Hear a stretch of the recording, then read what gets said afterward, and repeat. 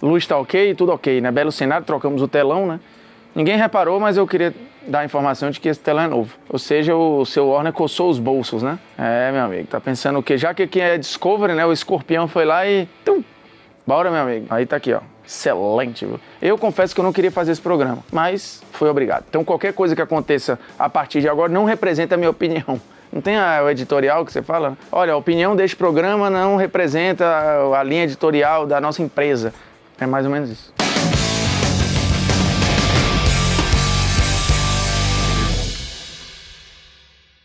Fala, moçada, beleza? Polêmicas Vazias na área, convidando você o quê? A um festival de ações aqui, se você quiser. O debate aqui é qual o maior brasileiro da história da Libertadores. E o maior brasileiro aqui não é um CPF, né? É um CNPJ, estamos falando de clube. Qual é o maior clube da história da Libertadores? Você, obviamente, vai dizer que é o seu. Mas aí a gente precisa ter um pouco de racionalidade e bom senso, porque há clubes que não pleiteiam esse lugar. Por mais que sejam os maiores clubes dos seus corações, não necessariamente eles têm uma grande história rica, que amedronta, cheia de títulos, de números, de momentos históricos na Libertadores. Portanto, se o seu clube não for eleito aqui, não fique puto, você reclame com o clube que não construiu a maior história de um time brasileiro na Libertadores. Lembrando, aqui um dado geral. O Brasil é o segundo país com mais títulos na história da Libertadores, perdendo só para nossos amigos argentinos. O Brasil já teve 28 representantes ao longo da história na Libertadores. E desses 28 representantes, 10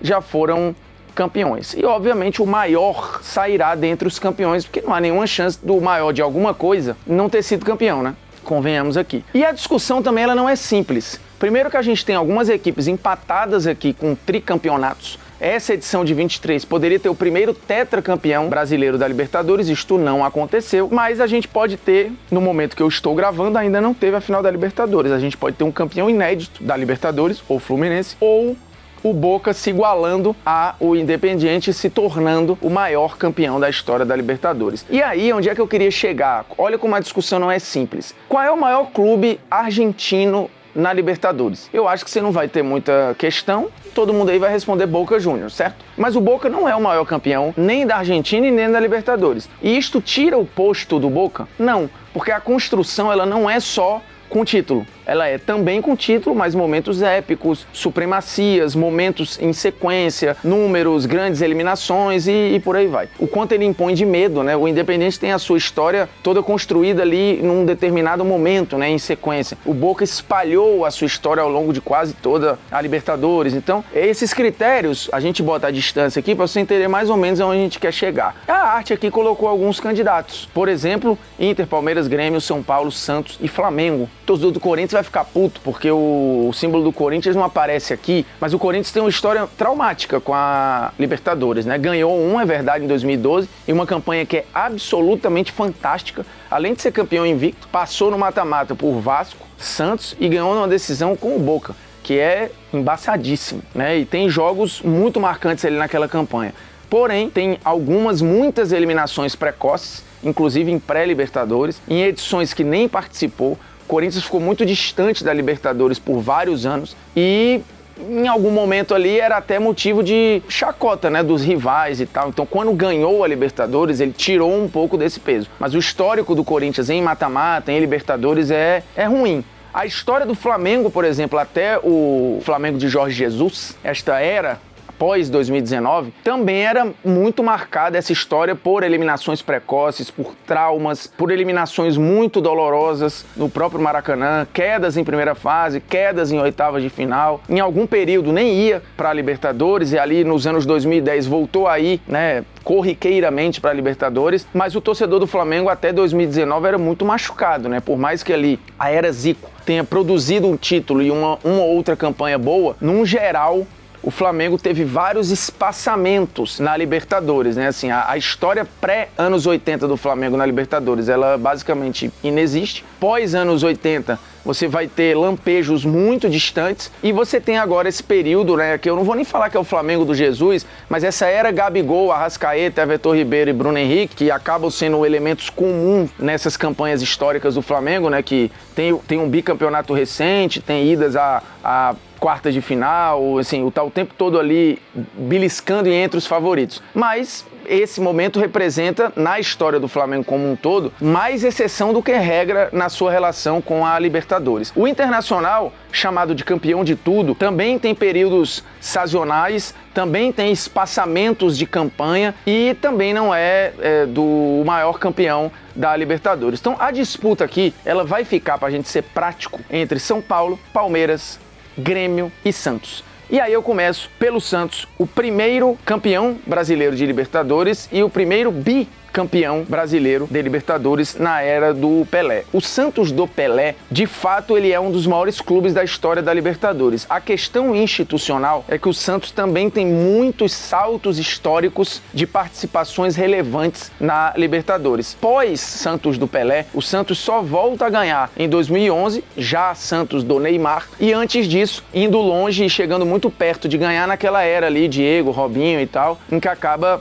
perdendo o título. Mas vive muito desses períodos, né? Assim, o Santos do Pelé teve esse pequeno período do Santos de Robinho e Diego, e depois Santos do Neymar. E aí, beleza, chegou numa final que pouca gente esperava, o Santos não era o favorito ali com o Marinho e companhia limitada, mas acabou perdendo no Maracanã. Então, assim, o Santos do Pelé acaba que ele canaliza muito as atenções e você transforma, ou às vezes no imaginário, se reduz aquilo, o que é uma injustiça, mas é tão poderosa a participação do Santos do Pelé que desvirtua um pouco a discussão. O Santos tem 16 participações contra, por exemplo, 21 participações de Grêmio e de São Paulo e 23 do Palmeiras. Então, assim, tem uma diferença, né? O Santos não é o maior brasileiro da história da Libertadores. O São Paulo, ele é também bicampeão, ele chega numa terceira final consecutiva e por muito pouco ele não se torna ali um tricampeão perdendo pro Vélez. Ele, de uma maneira ou de outra, na era moderna, por exemplo, para minha geração, ele meio que apresenta a Libertadores para o brasileiro. O brasileiro, a partir dos anos 90, passa a dar mais importância à Libertadores. A Libertadores ganha um outro patamar para os clubes brasileiros e muito por conta do São Paulo do Tele, que faz essas 3 finais seguidas e algumas campanhas maravilhosas, inclusive em 2 dessas campanhas, eliminando o Palmeiras no meio do caminho, com um futebol muito vistoso e tal. Então, assim, a Libertadores, ela passa a ser outra coisa depois de 92, 93. Não há dúvidas de que o São Paulo do Tele, ele é revolucionário. São 21 participações do clube, sendo 6 finais e 3 títulos. Junto com o Palmeiras, o São Paulo é o clube com mais finais de Libertadores, clubes brasileiros. É um número muito, muito relevante, um aproveitamento que é muito alto. O São Paulo depois teria uma sequência de boas participações ali 2005, 2006,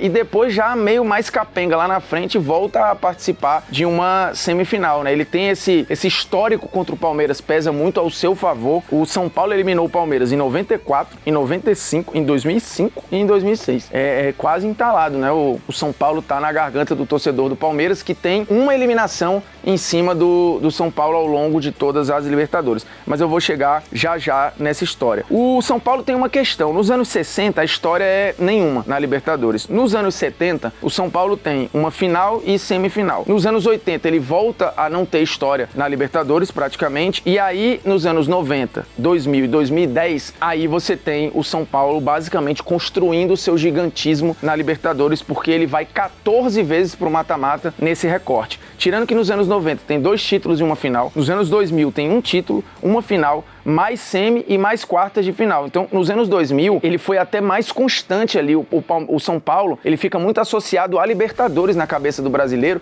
e nem a Copa do Brasil joga. É aquele período em que quem jogava a Libertadores não jogava a Copa do Brasil e você associa o São Paulo naquele momento a um clube de Libertadores. Inclusive se fala que o torcedor do São Paulo, por causa daquilo, ficou mal acostumado, né, a só jogar Libertadores e tal. E nos anos 2010, mesmo já tendo uma queda de administração, de competitividade, ele do nada aparece em 2 semifinais, mais quartas, mais oitavas. Então, assim, é um clube muito, muito poderoso. Só que em mata-mata de Libertadores contra brasileiros, o São Paulo tem um retrospecto que é de 8 eliminações e 8 classificações. Então, assim, nem é tão poderoso, nem é tão fraco. Ele é um time que você pode falar assim, vou pegar o São Paulo no mata-mata, é acessível. Dá pra ganhar, mas também você corre risco de ser eliminado, porque fica nesse 8-8 aí. E o Grêmio? O Grêmio é outro candidato, inclusive já fizemos polêmicas vazias, em que elegemos o Grêmio, o time brasileiro mais temido pelos gringos. E é o que realmente você olha nos jornais e tal. Aí tem uma questão geográfica, o Grêmio tá muito mais próximo ali da Argentina e do Uruguai, tem um jeito de torcer diferente, muito mais próximo dos caras, então você tem aquela coisa do alçapão, do jeito de jogar, alguns esquadrões gremistas acostumados ali ou estereotipados como equipes que eram muito guerreiras e tal. Então o Grêmio acabou ficando no imaginário do gringo como uma equipe brasileira a se evitar, até porque tinha um estádio que se transformava ali numa loucura. Mas o Grêmio tem 21 participações, não tem nada nos anos 60 nem nos anos 70 e basicamente constrói ou começa a construir a sua história na Libertadores ali nos anos 80, quando vem o título. Tem mais um lampejo ou outro ali nos anos 80, porém, em 95, 96, ele consegue ir em fases agudas, volta a ganhar um título em 95, volta a ser muito forte em 96, aí dá um salto de novo de campanhas agudas e expressivas em 2007 e 2009, e depois a sequência do Grêmio do Renato, que eu acho que recoloca o Grêmio na discussão, com 2007, 2018 e 2019, indo ali para semifinais, e no meio desse bolo, em 17, tem um título com um futebol muito vistoso e muito bem jogado. Inclusive, assim, se a gente pegar o Grêmio de 83, o Grêmio de 95 e o Grêmio de 2017, eles jogam de formas diferentes, né? Uma coisa é o de 95, a outra coisa é o de 83, a outra coisa é o de 2017. Mas o Grêmio tem esses números, mas perde em vários outros, né, aspectos aí, em números como visitante, depois em gaps de participação, né, ficando períodos fora, né, dos anos 90, por exemplo, com esse intervalinho nos anos 2000 até a volta do Grêmio do Renato, o Grêmio ficou ali, né, sem muitas campanhas marcantes. E aí a gente chega no Palmeiras, que tem realmente um retrospecto que é uma loucura, né? O Palmeiras, ele basicamente detém todos os recordes brasileiros na Libertadores. Além de ter sido o primeiro finalista em 61, ele é o primeiro brasileiro a chegar na final de Libertadores, não vence, é verdade. São 23 participações, o que é um recorde. Ele é o que tem mais participações seguidas entre os brasileiros, é outro ponto pro Palmeiras. Tem 6 finais, iguais o São Paulo, e 3 títulos, também mesmo número do São Paulo. Aqui começa o festival de recordes do Palmeiras, que é um negócio maluco. Ele é o que tem mais vitórias e mais gols entre os brasileiros, seja como mandante, seja como visitante. No geral, ele tem a maior média de gols da história da Libertadores. E entre todos os clubes, contando brasileiros e não brasileiros, ele vai deter vários outros recordes, inclusive sequência invicta. E na Libertadores 2018, ele virou o primeiro time a vencer times de 6 países diferentes na mesma edição. O Palmeiras é um caso muito específico aqui. Tirando que, por mais que tenha o São Paulo entalado ali, o Palmeiras ele eliminou ao longo do caminho equipes muito fortes. Ele é o único a ter eliminado em algum momento seus 3 rivais estaduais, porque já teve Libertadores que ele eliminou o São Paulo, já teve Libertadores que ele eliminou o Corinthians, mais de uma vez, e Libertadores que ele eliminou o Santos, inclusive ganhando o Santos numa final. Então, alguns dos rivais do Palmeiras, o Palmeiras passou recados muito fortes em plena Libertadores. Tirando que ele já pegou equipes muito fortes ao longo da Libertadores brasileiras e tirou, como o Vasco em 99, como o Corinthians 2 vezes seguidas, o Santos que ele ganhou numa final, o São Paulo que ele eliminou no mata-mata e o Flamengo que ele ganhou numa final, que naquele momento era o seu grande rival. Então o Palmeiras tem jogos muito épicos espalhados em várias campanhas. E aí aquela distribuição que eu faço por década também é surreal. O Palmeiras nos anos 60 tem 2 finais, o Palmeiras nos anos 70 tem semifinal, o Palmeiras nos anos 80 ele estagna e realmente não tem basicamente história na Libertadores. Só que aí, de 90 pra cá, ele volta a reconstruir, ele tem sempre campanhas relevantes. Nos anos 90 tem 2 quartas, 1 oitavas e mais o título. Nos anos 2000 ele tem final, semi e quartas.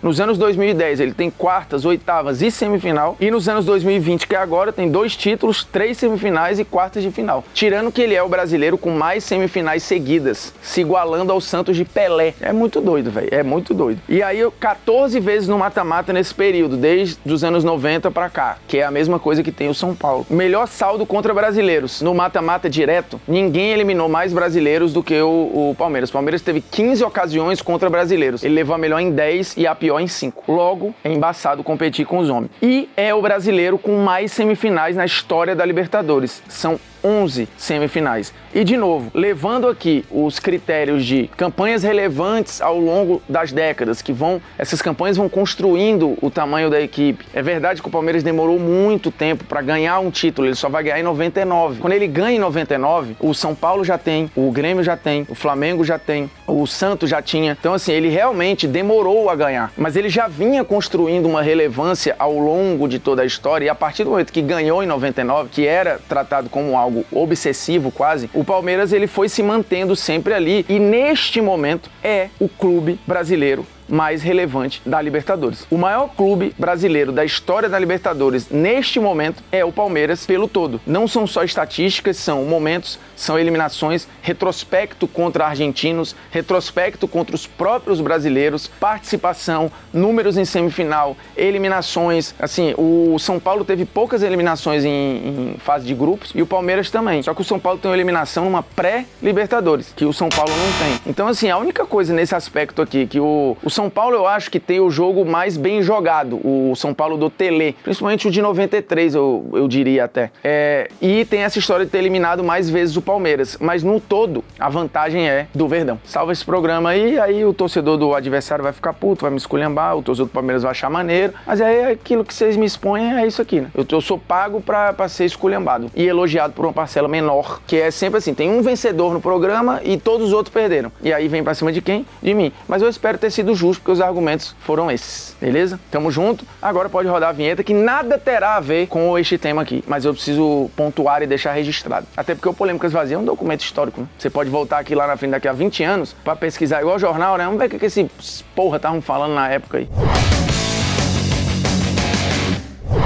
Seguinte, agradecendo primeiro o Mamãe Pagbet, que está sempre me abençoando neste quadro, e foi graças a ela que o Opiniões que você não tem o direito de ter, que é um quadro simpaticíssimo, voltou. E aí você aposta com responsabilidade, sempre sabendo que o que tá lá é o que você pode perder. Pode apostar em Champions, pode apostar no Brasileirão, pode apostar nas eliminatórias europeias para Euro ou das sul-americanas para Copa do Mundo. Tem várias apostinhas de médio e longo prazo, né? Artilharias e tal. Quem vai vencer os grupos da Champions, por exemplo, quem vai ficar em primeiro no grupo A, no grupo B, então dá pra fazer uns combinadinhos que voltam uma parada legal. Por falar em Champions, e por falar em melhor do mundo, e por falar em artilharia, eu lembrei o quê? Do Messi, que recentemente ganhou a 8ª bola de ouro. E aí tivemos os haters aparecendo, do nada assim, ó, saindo do bueiro, não sei da onde, pra falar que existe um sistema que tem o Messi como queridinho. Aí eu queria entender que sistema é esse, porque a galera cita 2018 como a grande injustiça de todos os tempos da Bola de Ouro. Eu não sei se essa galera lembra, quem ganhou 2018 não foi o Messi, foi Luka Modric. Então o sistema ele é tão sagaz que ele tirou do Cristiano Ronaldo, deu a Bola de Ouro pro Luka Modric pra, na real, o Cristiano não passar o Messi.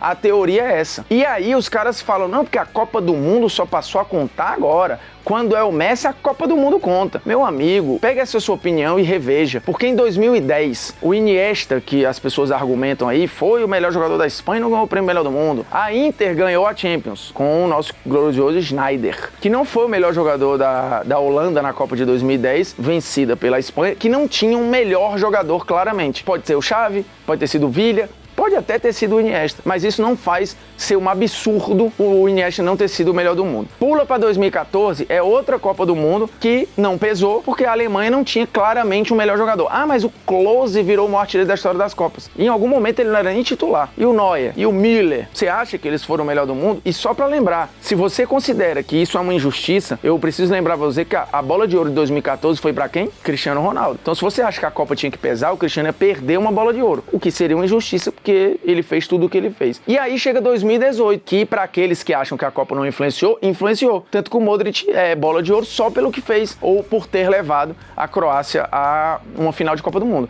Porque tudo que ele ganhou, o Cristiano Ronaldo também ganhou. E tudo que ele não ganhou, o Cristiano também não ganhou. Ele só não chegou na final da Copa com Portugal. Se tivesse chegado, era indiscutível. Eu acho que ele deveria ter sido eleito o melhor do mundo? Eu acho que ele deveria ter sido eleito o melhor do mundo. Eu acho que o Modric é uma barbaridade? Eu acho, mas não tem nada a ver com o Messi isso aqui. Então, essas contas que vocês fazem para falar que tem um sistema sistema. Que sistema é esse? Eu preciso lembrar que em 2013, que o Cristiano ganha a sua segunda bola de ouro e impede uma sequência que vinha em 2009, 10, 11, 12 do Messi, ele ganha porque a FIFA estende o prazo da votação. Não sei se você lembrava disso. O favorito até então era tido e havido o Messi. E aí você fala, mas e a Champions? O Ribéry jogou pra caramba. Se você acha que há uma injustiça aí, não é com o Messi, é com o Ribéry, que eu também acho que não merecia ganhar. Mas a FIFA esticou o prazo da votação e neste período aconteceu o quê? Repescagem da Copa do Mundo, que a galera esquece. O que aconteceu na repescagem? Um grandiosíssimo encontro entre Ibra e Cristiano Ronaldo. E o que fez Cristiano Ronaldo? Um hat-trick, um 3-2, que classificou Portugal